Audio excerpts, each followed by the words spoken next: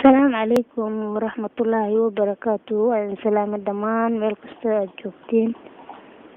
كان waxaan rabaa inaan ka soo jeediyo cashar la yiraahdo introduction computer. Computer waa maxay hordhaca computer hordhaciisa rabaa hata in aynu gudo karo. Computer introduction dhaca computerka. Computer is an automatic electric machine that has an ability to input, output and store data.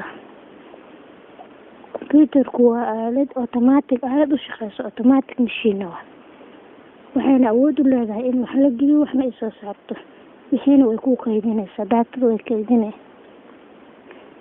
Computer main parts qaybaha ugu waaweyn ee computerka.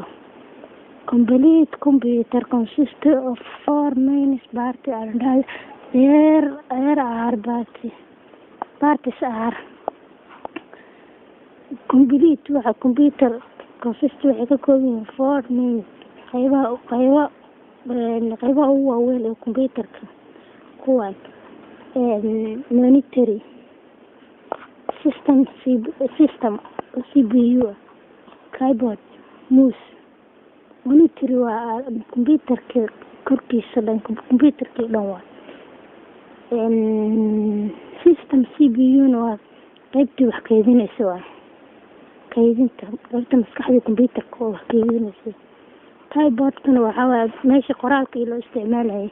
Mouse-kana waa cursor meesha lagu wado cursor